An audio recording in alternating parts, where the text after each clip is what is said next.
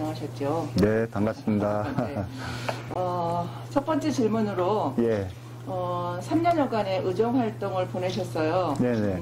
초임 때와 지금 현재와 변화된 점이 있으시다면 무엇일까요? 당초에는 이제 처음에 아무것도 모르고, 이제 초임을 맞았는데, 상반기하고 이제 하반기하고 이게 엄격하게 이게 이제 상임위가 나눠져다 보니까, 이제 그런 부분에서 좀 차이점이 있는 것 같고요. 어쨌든 제가 이제 20여년 넘게 공기업에서 제가 전반기에 활동했던 도시환경이, 그다음에 하반기에 지금 와 있는 건설교통의 업무가 대동소이한 그런 부분이 있습니다. 도시환경이 상반기에 이제 도시환경이는 사람으로 얘기하면 이제 소프트웨어 두뇌라고 해서 우리 경기도 지역의 전반적인 도시와 환경, 그다음에 택지개발하고 산업단지 주택을 어떻게 공급할까 하는 그런 어떤 플랜, 계획 위주의 도시환경위가 그런 상임위라고 하면, 이제 건설교통위는 한마디로 사람으로 얘기하면 저 신체적인 손과 발의 역할을 하고 있는, 이렇게 도시환경위에서 계획을 세우면 건설교통위에서 시행하는 어떤 그런 상황이죠. 이제 그런 부분에서 좀 차이가 좀 있을 수가 있습니다. 그래서 그 부분을 수행하셨을 때 네. 지금 그 부분을 지금 이어서 하고 계시는 게 맞는 것 같고. 그렇죠. 그렇다면은 이제 지금 말씀하신 이제 경기도형 이제 신도시 완성을 꿈꾸신다고 저번에 한번 말씀하셨죠. 그렇죠. 예. 정치를 떠나서 도시개발 전문가로서 바라보시는 큰 틀이 있으시다면 뭐가 있을까요? 아무래도 이제 우리 신도시 부분을 잠깐 짚고 넘어가면, 우리가 이제 제 3기 신도시를 이제 작년 이제 발표를 했고, 사실적으로 1기, 2기 신도시가, 사실적으로 우리 수도권으로 많은 인구들이 집중을 하는 이런 상황에서 집을 어떻게 해결할 수 있는 방안이 뭐냐 해가지고 이제 1기, 2기 신도시를 사실적으로 구성을 했거든요. 근데 사실적으로 1기, 2기 신도시는 서울에서 한 30km 범위 내에서 하다 보니까 이 교통이 너무 멀어요. 사실적으로 1기, 2기 신도시 주민들이 서울로 출퇴근했을 때 지하철이라든가 광역교통 이런 게 잘 돼 있어야 되는데 그게 안 된 상태에서 지금도 1기, 2기 신도시 주민들이 서울로 출퇴근할 때 교통지옥에 시달리고 있고, 다행히도 3기 신도시는 서울을 중심으로 한 3km 정도 바운다리 안에 들어와 있기 때문에 교통하고 인프라는 상당히 좋습니다. 그런데 이제 그런 부분에서 1기, 특히 2기 신도시 주민들이 많은 상실감을 좀 느끼고 있죠. 왜냐하면 2기 신도시도 광역교통이라든가 이런 게 완비되지 않은 상태에서 3기 신도시 쪽에 너무 포커스를 맞춰서 하다 보니까 2기 신도시 주민들은 오히려 역차별을 느끼고 있다, 이런 생각을 좀 많이 좀 하고 있습니다. 이제 그런 부분들을 해결해 주는 게 우리 이제 정치인의 역할이고, 앞으로 과제가 또 될 것 같습니다. 이렇게 디테일하게 아시는 의원님이 많지는 않으실 것 같은데. 네네네. 예, 그런 부분에서. 그리고 또 이어서 광교 신도시뿐만 아니라 LH와 관련 개발의 입금이 타 지역에 쓰는 것에 대한 논란이 많죠. 네, 많습니다. 예.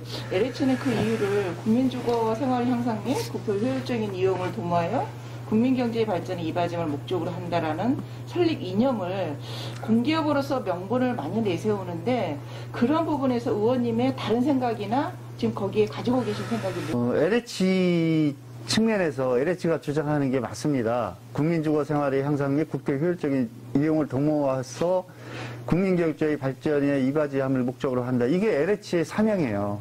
근데 LH 입장에서 보면 이게 맞습니다. 왜냐하면 LH는 전 국토를 대상으로 개발 사업을 하고 있기 때문에 맞지만, 우리 경기도에서의 입장에서만 보면 이거는 틀렸다는 거죠.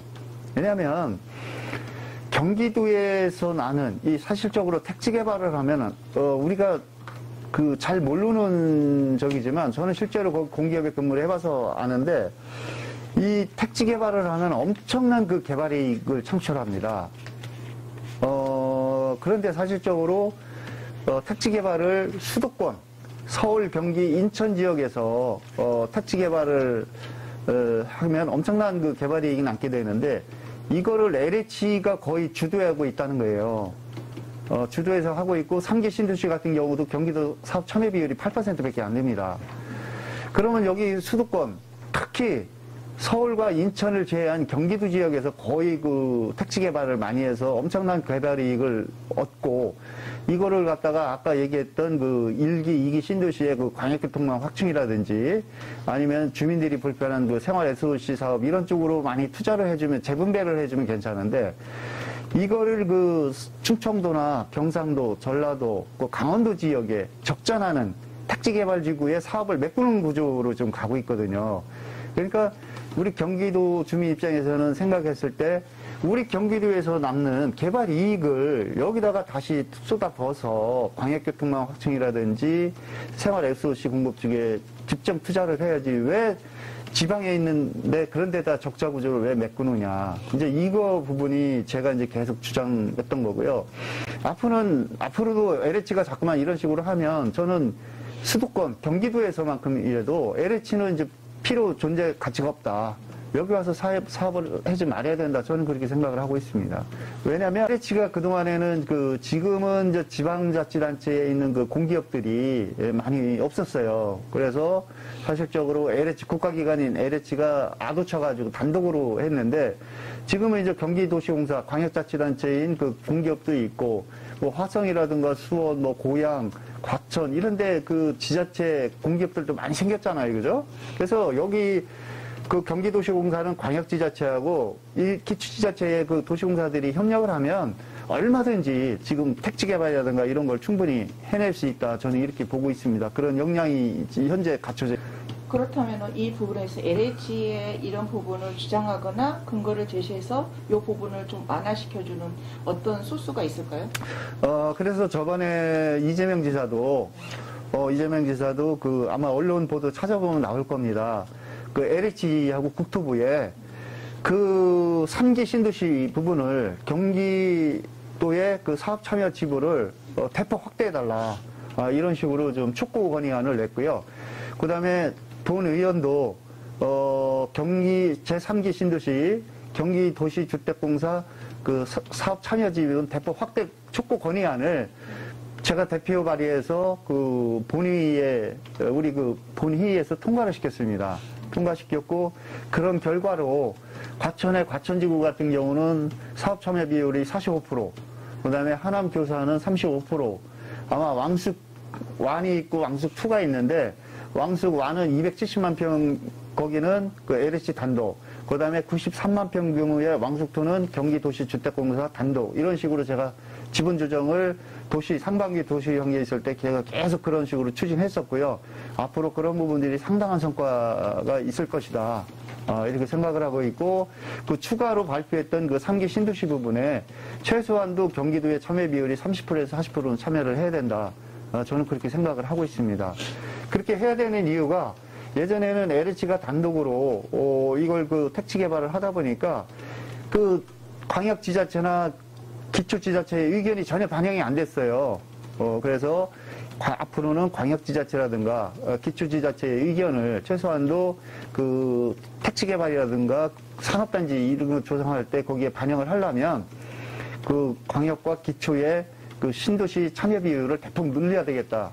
저는 그렇게 생각을 하고 있고 앞으로 그렇게 추진할 계획으로 있습니다. 수원시로 넘어가서요. 네. 특례시로 지정된 수원시는 이제 이전보다 앞으로 이제 많은 부분이 중요한 부분에 있어요. 어떻게 보면 포화 상태 이런 데인데 특례시만 된다고 그래서 다 된 것은 아니라고 봐요.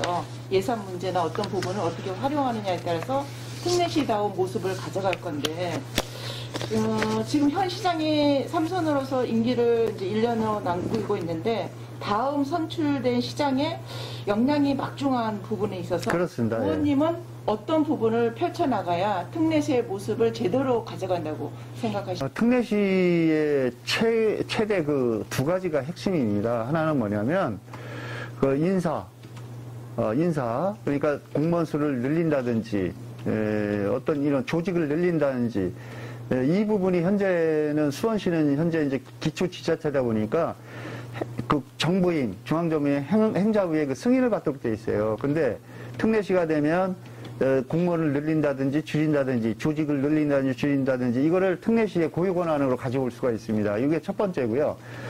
두 번째는 그 재정 독립입니다. 지금 그 경기도의 그 가장 이 취득등록세가 여기서 핵심이 되는데요. 그 취득등록세는 사실적으로 도세입니다. 경기도세. 도세인데 우리가 그 도세 중에 가장 그 큰 비중을 차지하고 있는 게 취득세하고 등록세거든요. 이 부분이 지금 현재 그 취등록세는 사무위임 그 규칙인가요? 거기에 근거해가지고 이게 이제 그 수원시에서 취등록세, 집을 사거나 차량을 사게 되면 이걸 수원시에서 이걸 취등록세를 우리 그 주민들한테 받아가지고 경기도에다 제출을 해주면 경기도에서는 다시 50%를 줍니다. 그러니까 취등록세를 도하고 그 기초지자체하고 50대 50으로 이렇게 나눠 갖는 구조거든요. 그런데 이거를 갖다가 지금 그 특례시가 되면 6대 4로 가든지 아니면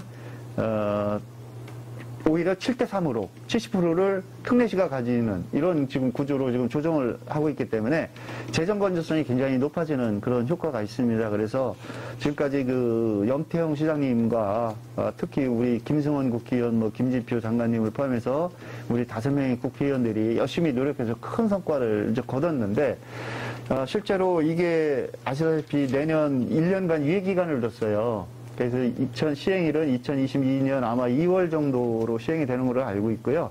그 중간에 요 핵심 사항인 이 재정 분담 이 부분, 그 다음에 인사관계 이 부분을 어떤 식으로 가져갈 것인지 아마 지금 계속 이제 그 특별 TF팀을 구성해서 지금 하고 있는 것으로 1796년 수원 화성이 완공됨으로써 계획된 도시가 이 수원입니다.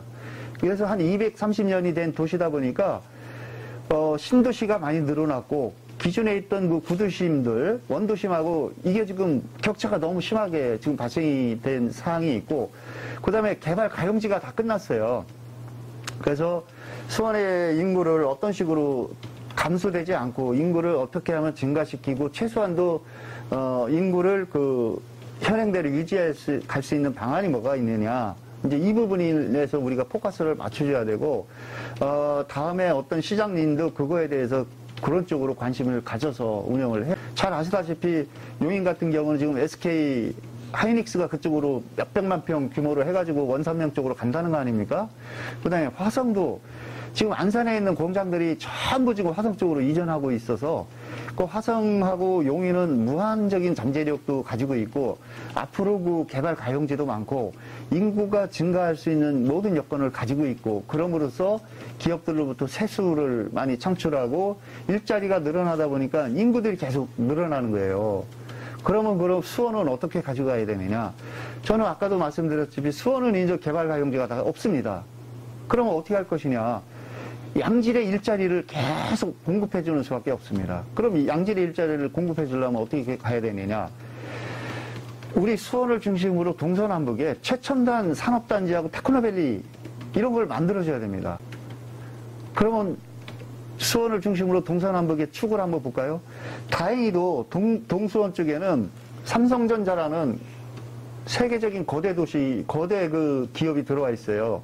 그래서 삼성이 필요로 하는 게 뭐가 있냐. 지금 연구소도 엄청나게 크게 들어와 있지 않습니까? 그래서 삼성이 필요한 게 뭐가 있냐. 너희들한테, 삼성한테 도움이 되는 최대한 그 기업 지원하는 그 대책이 필요하다. 그래서 저쪽에는 삼성 그쪽에는 화성하고 경계가 좀 붙어 있지만 아직도 도시 공업지역으로 돼 있는 부분이 있어요. 원천 그쪽은.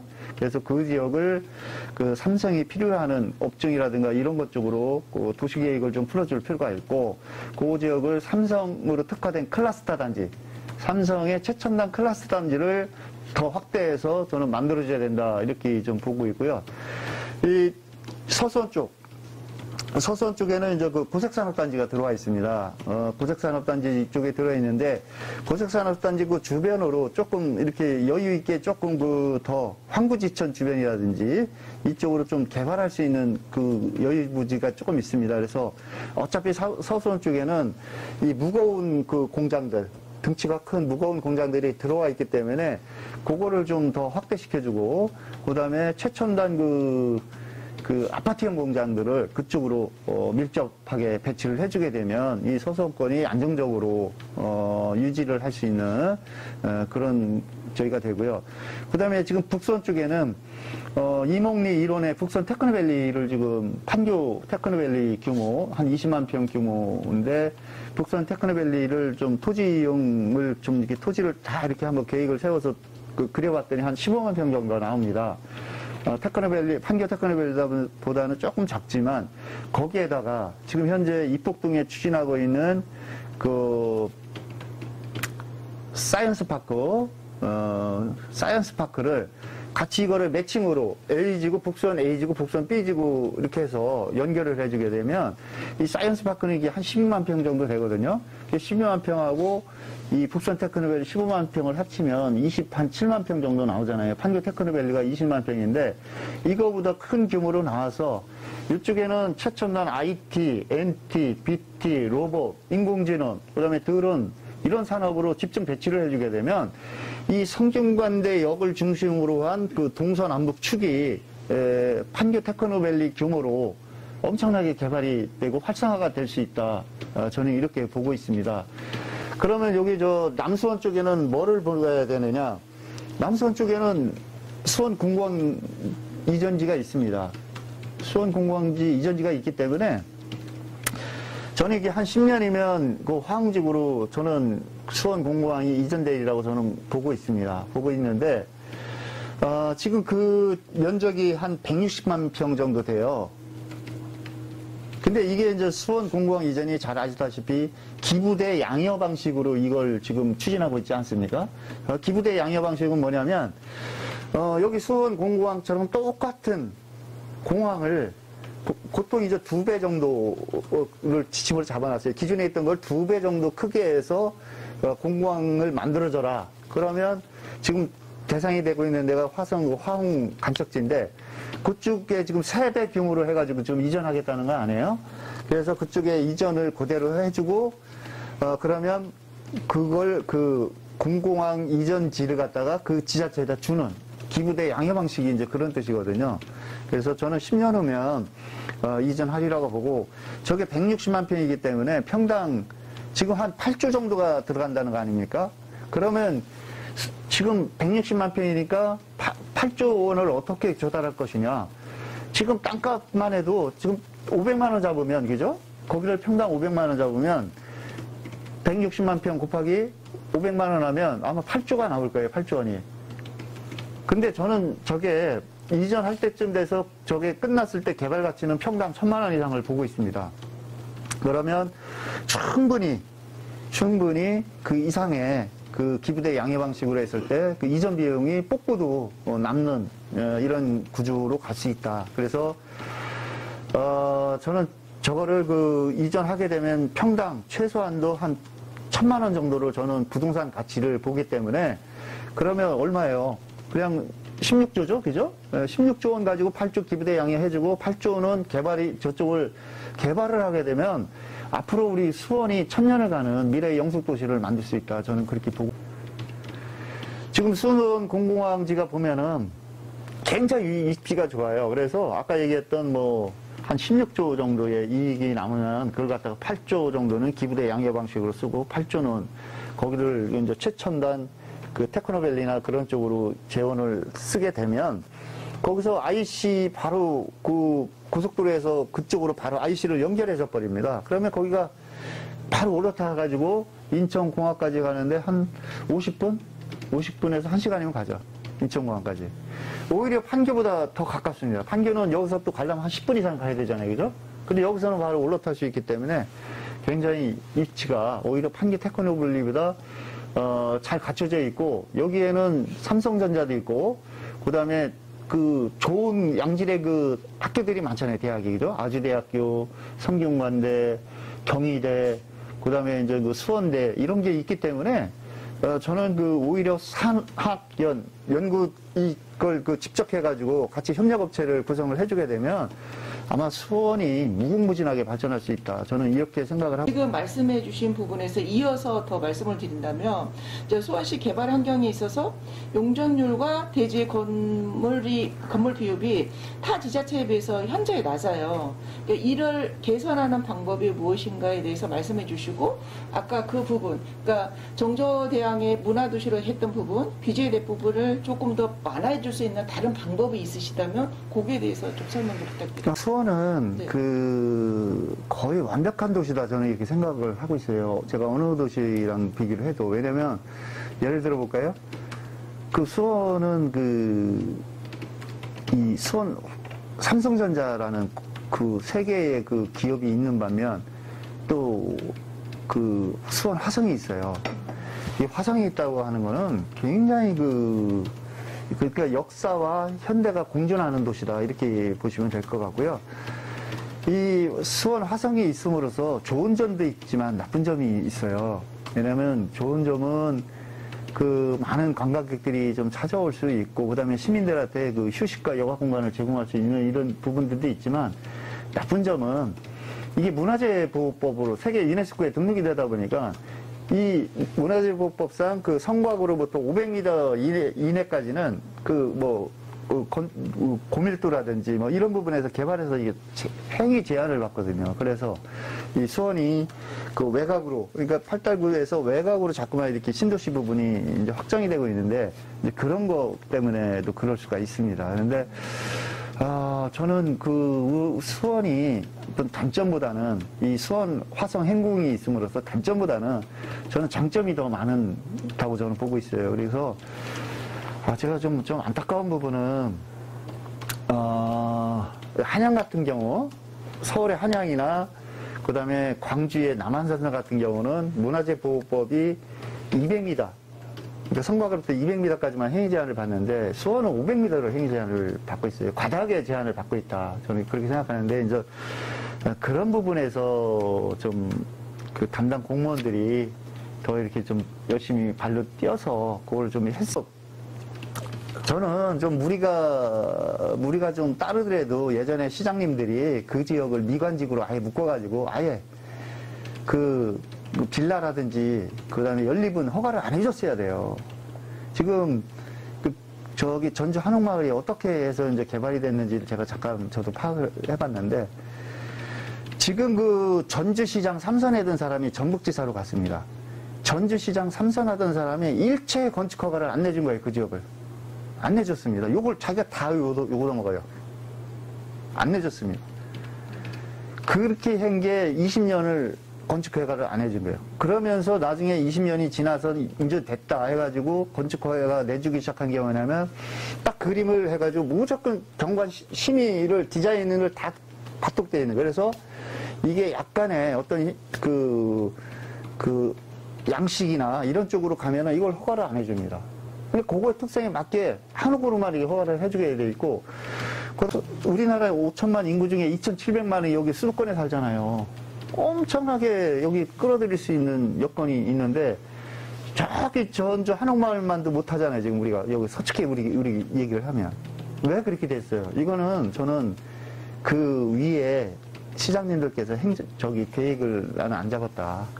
그래서 그런 거를 하면, 다 그거에 맞춰서 했으면, 이 수원이 어마어마하게 발전될 수 있는 그런 여건을 잘 가지고 있어요. 여기 아까 그 용적률 그 대지 비율이 타 지자체에 비해서 현저히 낮다, 이 말씀을 좀 하신 부분인데, 이것만 좀 잠깐 좀 설명을 좀 더 드릴게요. 사실적으로 우리가 이제 용적률하고 이제 대지 건물 비율 이제 이런 부분들이 있는데, 이게 사실적으로 우리가 이제 그 법령이 있어요. 근데 법령이 있고 조례가 있지 않습니까? 근데 이제 사실적으로 법령은 좀 높아요. 근데 이걸 갖다가 지자체의 특성에 맞게, 가령 어떤 일종 주거 지역인데, 이것도 용적률을 갖다가 우리가 보통 60%인데, 이걸 갖다가 지자체 같은 경우는, 우리 좀 저밀도로 개발해야 돼. 그래서 뭐 50%를 준다든지 이걸 이제 이렇게 하는 그런 사항이 있거든요. 근데 제가 봤을 때는 아마 이게 다 그런 건 아니고 아마 이제 그 대지 건물 비율하고 저 용적률 부분이 좀 낮았던 거는 여기 화성 행궁을 주변으로 아마 그 지역이 좀 이게 해당이 된 것 같고요. 일반적으로 그 바깥의 부분은 용적률하고 대지 건물 비율이 타 지자체에 비해서 조금은 낮을 수 있겠지만 현저히 여기처럼 표현처럼 현저히 낮다 이거는 아닌 것 같습니다. 제가 다시 파악을 저도 한번 해보겠습니다만은 아마 이제 여기는 아까 알다시피 우리 수원의 중심에 이제 그 수원 화성이 있다 보니까 그거에 대한 이제 건축 행위라든지 그다음에 우리가 이제 스카이라인도 좀 고려를 해줘야 되고 아마 이제 이런 것 때문에 그런 것 같습니다. 저는 앞으로 수원시장은 환경과 개발을 조화롭게 이렇게 같이 어우르면서 수원의 장기 비전을 그리고 미래를 설계해 나가고 수원의 그 구도심과 신도심의 이 공간구조의 틀을 크게 다시 짜줄 어떤 그 실력과 통찰력, 그다음에 추진력을 겸비한 사람이 다음에 시장이 됐으면 좋겠다 저는 그런 생각을 하고 있습니다.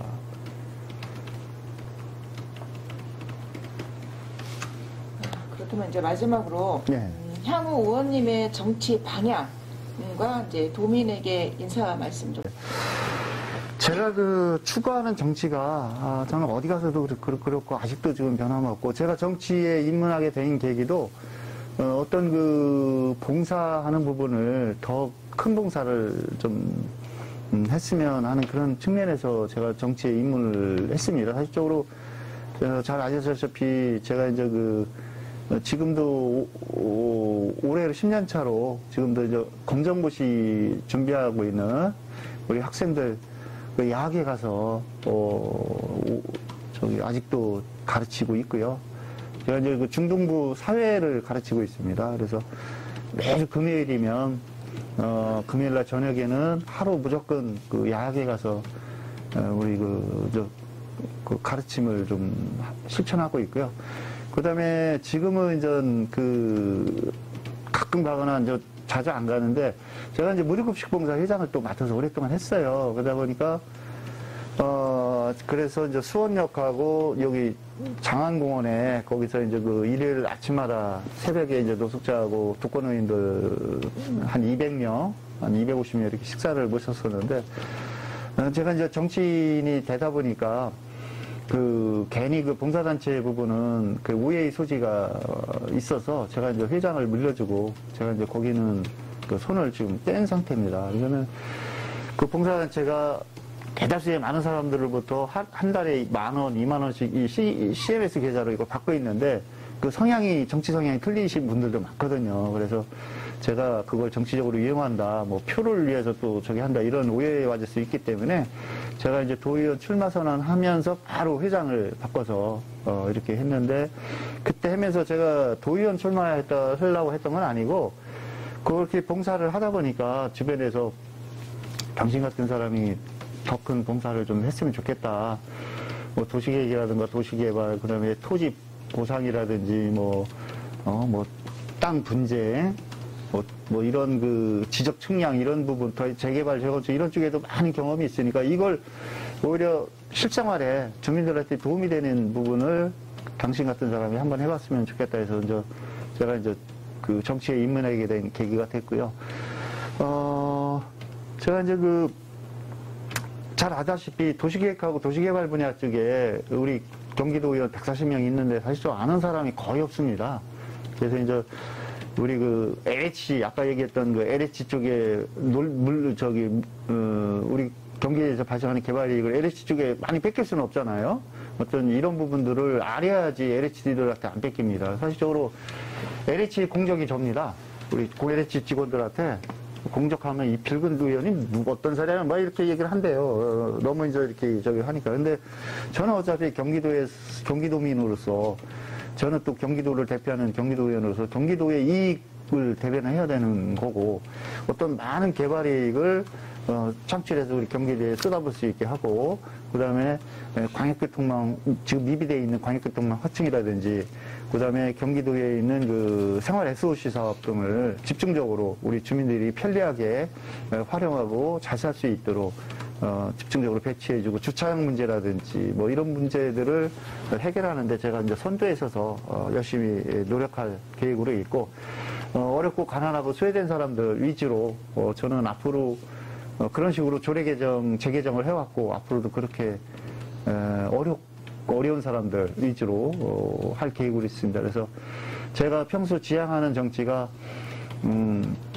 행복한 정치, 그 다음에 아름다운 정치, 이제 가슴이 따뜻한 정치를 제가 지금 추진하고 있고, 앞으로도 그렇게 구현을 할 생각으로 있습니다.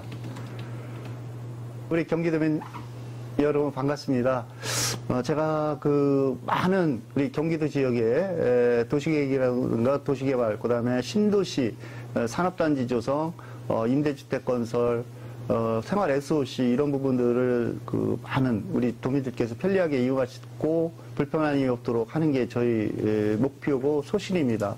앞으로 공기업에서 20여 년간 넘게 제가 경험하고 배웠던 그런 업무들을 우리 경기도민들께 모두 돌려드리고 행복한 경기도, 잘 사는 경기도를 계속 만들어 나가도록 하겠습니다. 감사합니다. 수고하셨습니다. 아이, 고맙습니다. 커피 드시죠.